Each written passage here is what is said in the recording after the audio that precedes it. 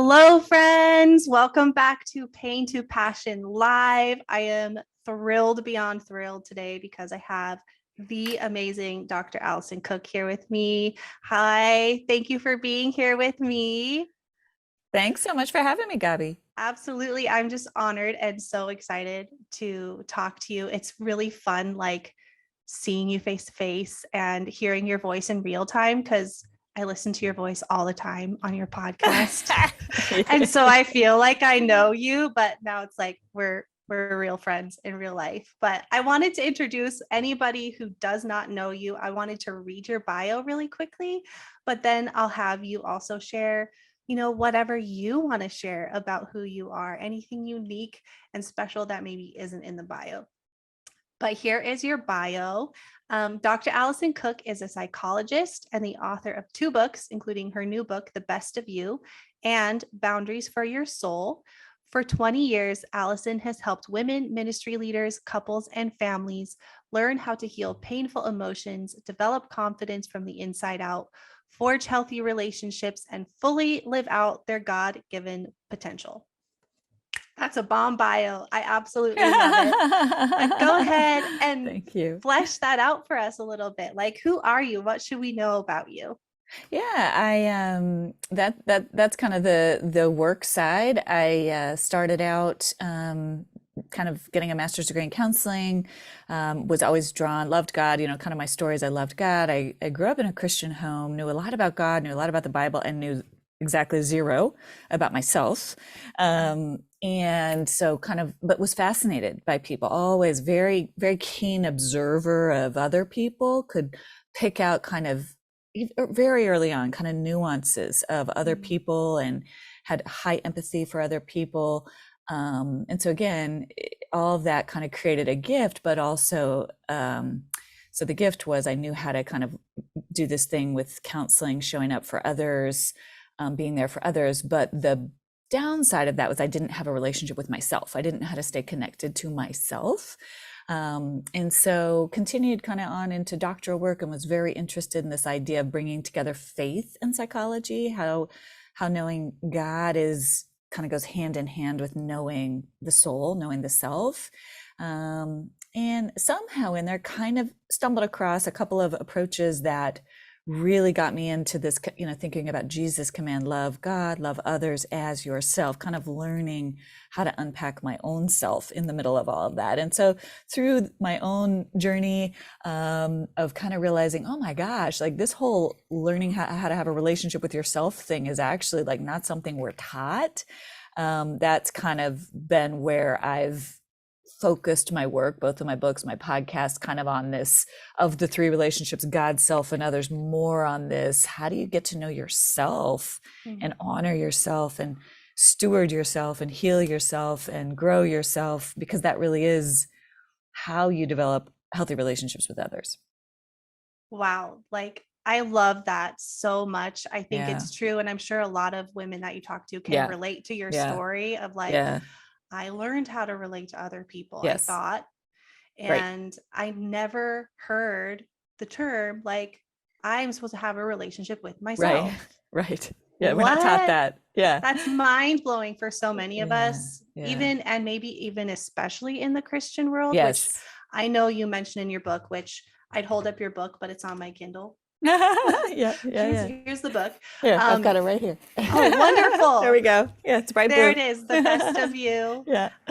It's phenomenal, absolutely phenomenal. But I know in the beginning of the book, you kind of open with that idea of a lot of us were raised in this way to basically ignore the fact that we're Yeah. supposed to have a relationship with Yeah. ourselves.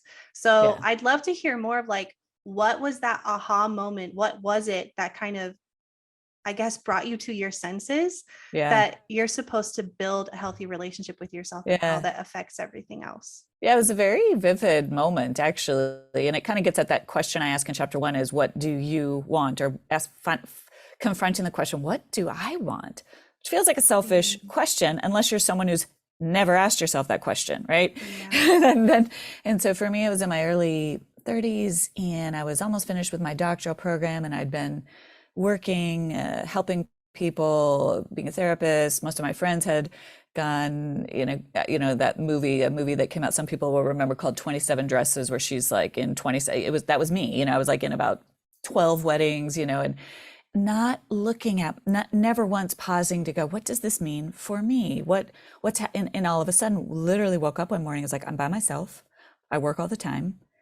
I'm exhausted and burnt out, and I don't even know what that means. And here I was, a therapist, you know what I mean? Like, I was studying this stuff, but I wasn't applying it to myself. I thought I was being a good Christian. I thought, well, if you're hurting, you should go help someone else.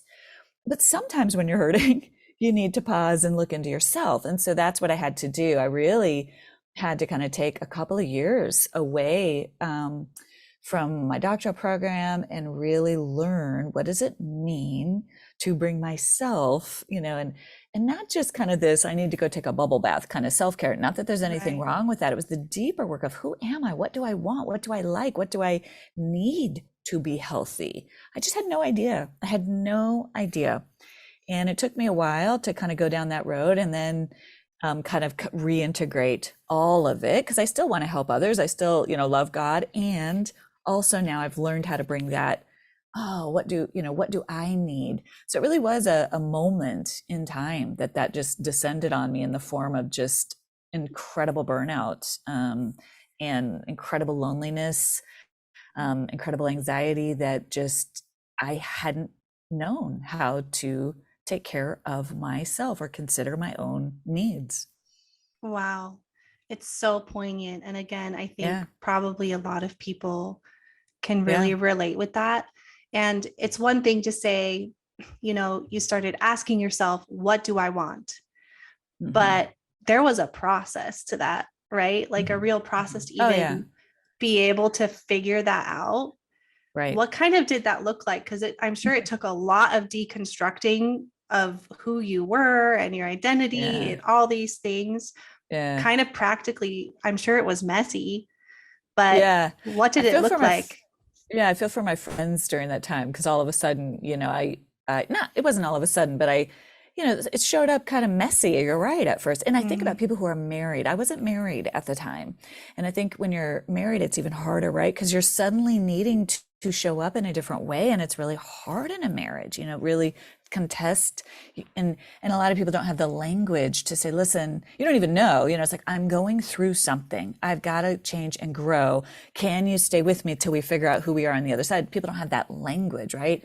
I was single, so that was helpful. But even in some of my friendships, there's a little trial and error in learning how to figure it out. And sometimes you show up angry because you're like, I talked about this the other day, about how, like, I would get angry with people for asking things of me, until I had to realize they don't know. Like, it's my job to say, I can't do that.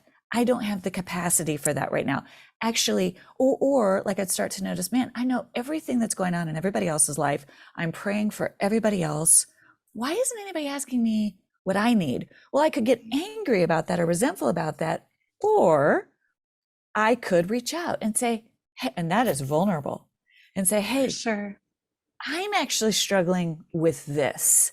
And you find out, some of your friends are like, oh my gosh, thank you for telling me. How can I walk with you? And some people don't care. And then you discern. You're like, oh, well, golly, good to know.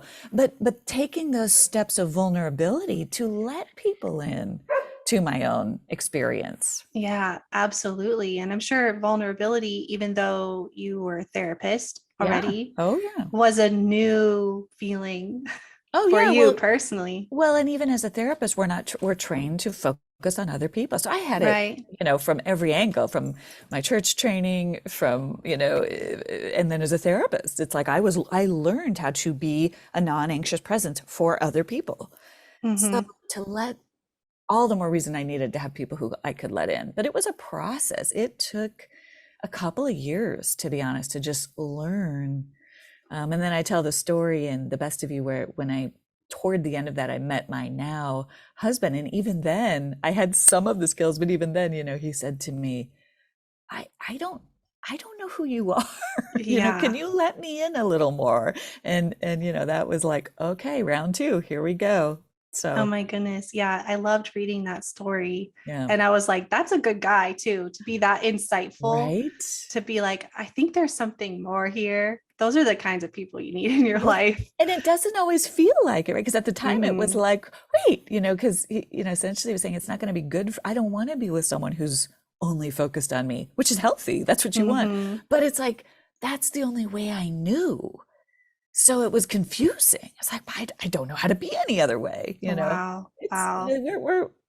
this way we're conditioned it's hard to change. Change takes time. It is absolutely. I mean, I've definitely been in the throes of that process Yeah. myself. I think a Yeah. lot of our listeners Yeah. probably are in that process or are coming to terms with the fact that they don't know themselves. Yeah. I know something that I've wrestled with as I've kind of deconstructed some of these things Hmm. is that feeling, it feels like guilt, like to start Yeah. saying Oh, no yeah. or Yes. to start setting your boundaries or start stating your needs. Hmm. Do you have any suggestions of like, how do you deal with that pseudo guilt Yeah. that's not really guilt and move through that in a Well, way that's, yeah. Oh, you're so wise to put your finger on that, and it's so true. And I often say to people, often guilt sometimes is an indicator we've done something wrong. Often, especially if you're someone who's been conditioned to please other people, often it's a sign you've done something right. You've done something uncomfortable, mm, right? And because guilt is not a direct line from God, guilt is an emotion, it's a right. feeling, and it can get knocked out of whack. We can feel guilty when we've actually done something really brave. So, first of all, it's just to name that, to be aware that if you feel guilt, it does not necessarily mean you've done something wrong. And I'll tell people, I'll say, ask yourself, did I do something wrong? Hmm. Did I yell at somebody? Did I accuse, was I, mean towards somebody? Was I cruel? Or did I simply maybe set a limit that disappointed somebody? And so kind of trying to filter through the facts. What are the facts of this situation? Really asking yourself, getting curious about the guilt, Mm, right? Am I feeling guilty because I actually did something wrong or is it just uncomfortable because it's yeah. new for me? And then there are lots of ways when you're first, I call it exercising your no muscle, exercising I talk to people about start with low hanging fruit, practice with safe people who aren't gonna guilt trip you, manipulate you, practice with people where you're like, I really don't want to go to that movie. And they're like, okay. But for you, it's like, oh, it's so hard for me to say that because I know you really do, right?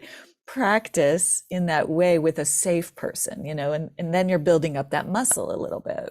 Yes, absolutely. I just love that you just said guilt is a feeling. Like Yeah, it's not actually, conviction and guilt are so different, right? very different. 100, yes, And I think we just put them together, we mash them together in the same yes, category. yes, But yeah, doing that with safe people, people you know are safe, taking it yeah, slow.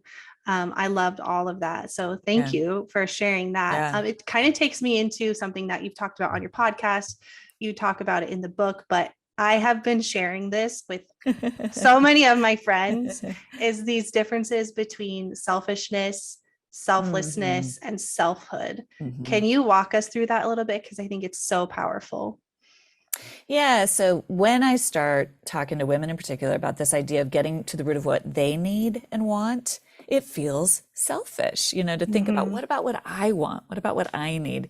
Feels selfish. And so what I say when I get asked that question is there's a difference between selfishness, which is it's all about what I need or want. It's only about what I need or want. That's not what we're after. That is selfish, right? It's not, well, my way or the highway. Because I want it, this is what I'm doing. We're in relationships to people, right? That's not the way it works. But on the other hand, the other extreme is selflessness, which is it's never about me. What I need and want never matters. I always put other people first.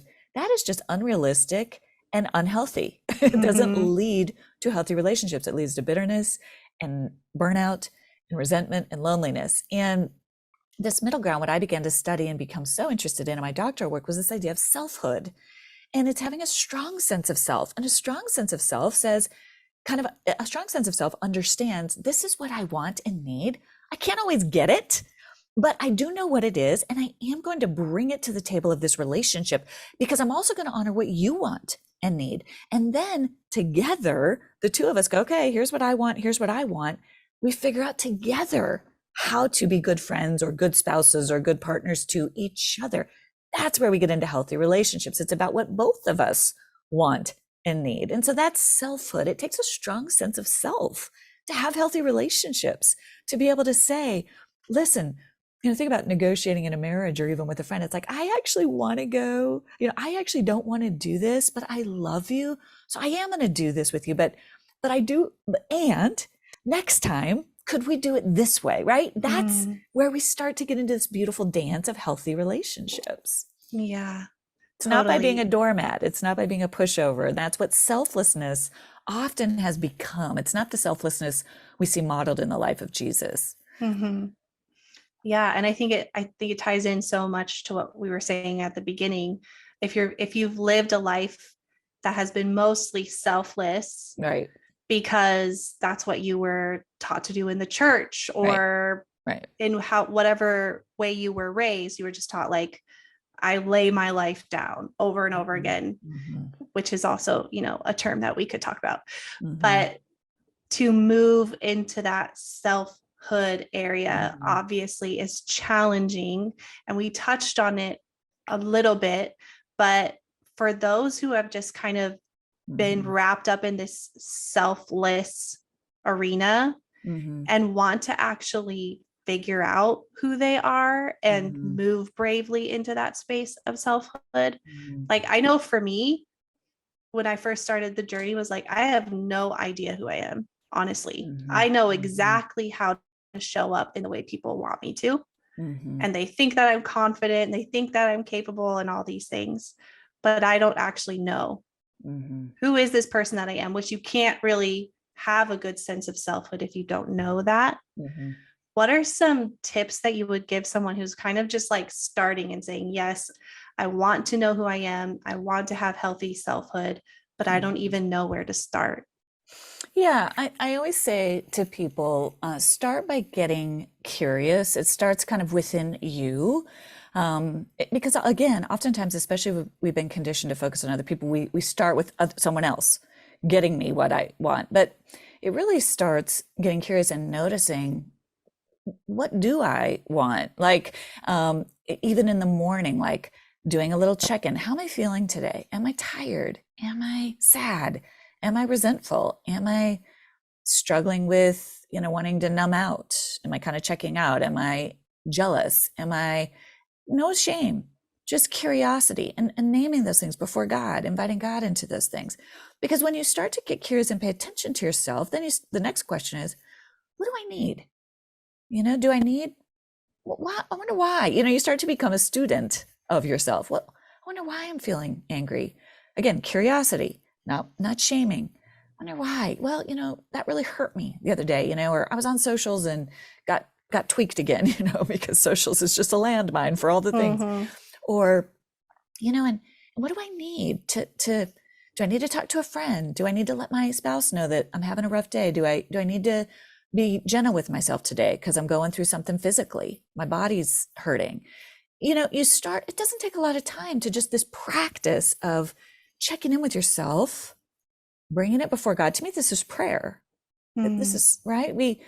Calvin and Augustine both talked about, how do I know God if I don't know myself? Because we're bringing ourselves to God. So we're saying, God, this is what's going on with me today. Help me. Help me know how to honor this sadness today. What does that mean? Does it mean I need to call in sick from work? Maybe not, but does it mean I need to, just honor that part of me inside of me, or tell a friend, hey, I'm struggling, I don't know.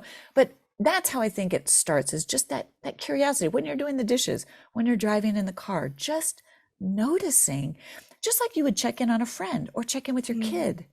You're checking in with yourself. Yeah, that's really good. It's so simple, really. Yeah. And I love that. Like, you can incorporate it into it could be your prayer. Yeah. Like you said, yeah. we don't have to over spiritualize it. No, I just love that. It's so good. And it brings me to another portion of your book that I'd love to touch on, that I actually haven't had the chance to get to yet, but I'm like scrolling through and perusing what's coming next. And that is finding healthy friendships, because obviously, as we mentioned before, some of your relationships are going to start shifting Mhm. as you figure out who you are, what it is you want. You might even find out that some of the people you're in relationship aren't healthy, right? Mhm. Mhm. So I know there are a lot of women like me, married for a while, might have a couple kids in our 30s, and we're like, how do I find healthy friends now Mhm. that I'm figuring out who I am? I'd love Mhm. to hear your input on that. Yeah, I do a whole chapter on that because the first step is to kind of understand what are unhealth, what are the some signs. And so I kind of go through what are the 7 signs of maybe toxicity or unhealth in friendships. So kind of recognizing where there's unhealth, and then what it so because it's hard. I always say it's, people always say it's hard to get where your goal if you don't know where you're what you're shooting for. So then I draw a Right. picture of what is a healthy friendship? What does it look like? What does it mean? And what are the qualities that matter to me? What do I need? And you're right, you're so right. Different seasons of life change that. Change what you need. In my life, because I was single later in life, and I had to find friends frequently because a lot of times, a single past most of my friends, your friends get married. So you kind of, the friendship changes and then they start having kids and the friendship changes again, right? And same Mm-hmm. now, then once I got married, then what you need from friendships changes. And so healthy friendships can adjust, right? But we still have to tweak some things. We still might have to tweak expectations. We might have to tweak, we have to learn how to ask for what we need, right? We might have to say, hey, I love you. I don't have the same capacity I had. How can we negotiate a new way of being together? So there's that category. And then finding new friends, there are ways I talk about, and it sounds, we're not taught this, and I think it's so wise, it's to kind of test new friendships. Mm. And it's not about testing the other person, it's about building trust with yourself, right? It's Yeah. about going, man, I've been hurt in a couple places before. So I like this person, we're getting closer. I'm going to practice kind of saying no to something because it's good for Mm. me. And I want to know that I can be authentic and say no to something. And I want to see how they can respond. Can they honor that? You'll find out, that's just a little one, but it's like in little ways. Or you practice sharing vulnerability in a phased way, right? Instead of Mm-hmm. spilling everything and now you're at their mercy, you kind of get, say, hey, here's some things that are going on with me. I'm not comfortable sharing it all with you now, but here's, and then you see if they can respect that. A good friend will respect that, and you build that trust over time. So there's ways we can be strategic when building new friendships, of kind of Mm. testing it, putting our toe in the water, and things are going well. Okay. And then sometimes I'll say you might add structure to it if things are going well. You say, hey, what if we got together once a week for a walk, and things like that. You kind of, it's not unlike dating, right? You progressively get to know the other person, see if there's trust, see where you overlap, and it just creates a healthy foundation going forward. Yeah, that's so good. I think something that I've seen multiple times with myself, with different Mhm. friends, especially as you are entering a new Mhm. season or you're feeling lonely or whatever, you are tempted, like you said, sometimes to just spill it all, Mhm. you Yes. know? But I imagine that a healthy sense of selfhood and the patience and ability to not spill it all Mhm. go hand in hand. Mhm. Um, what do you see as the importance of being patient and building the trust with someone in a new relationship? Like, what is the importance of that patience and like that structure that you're talking about? hmm I think, two things come to mind is I think of patience as a fruit of the spirit, right? And Mhm. oftentimes when we think of the fruit of the spirit, we think of extending it toward others, so being patient with others. But really, and even in this case, it's being patient with yourself. Mm. Because if you've been hurt, parts of you are scared. Parts Yeah. of you are nervous about being hurt again, justifiably so, especially as adults, we've all been hurt. And so you're exercising that patience really with yourself, with that part of yourself that's like, I kind of like this person, but I'm scared, I'm nervous. And so that's this internal work, this internal negotiation of going, okay, well, it's again all about building trust. It's like, but we're wiser now. we know more now. Mhm. But that part of you that's been hurt is like, no, this is just gonna get bad again. And I see this all the time. People are like, I just have a terrible track record with friendships. And I'm like, Mhm. we got to do it a different way, because you've got to learn to trust yourself again in partnership with God. And so I think that patience is how it's not just to be patient with the other person, it's to show yourself, I'm not going to go down a road again. I've learned some things. And if I notice red flags, if I notice toxicity, if I notice someone not respecting my boundaries, if I notice someone talking behind my back, if I notice someone being kind of in general a gossip or mean or manipulative, I will protect myself. Mm. I will not go down that road. And you're really building that trust with yourself. So good. Yeah. That's so good. I mean, I'm just like, mind is just like exploding Yeah, over here. It's yeah, really, really powerful. That's so yeah, powerful. And we talk a lot about, I was just talking to a friend about this yesterday, about like, how do we learn to trust other people? yeah, But where does it actually start? Right? 100%, Totally starts with learning how to build that trust with ourselves, just 100%. like you're saying, which Because I other absolutely love. it's so fun, and it's fascinating to me that we're never taught that, where we're taught to trust Yeah. God. We're taught, but it's like we're told not to trust ourselves. And it's like, Right. well, that's a recipe for disaster, because then we're just hoping to get lucky. Right. And again, trusting yourself is just trusting that discernment, that inner wisdom, because even the best of people will let us down. Mm-hmm. Even in our marriages, in the best of marriages, in the best of friendships, there will come times where we have to trust ourselves and go, I don't think they're right about that. And I still love them. You know what I mean? Like, we Mm-hmm. have to be the leader of our own lives. And how do we Mm-hmm. do that? But inside our own spirit, in partnership with God, kind of learn how to discern Mm-hmm. as we go. Yeah.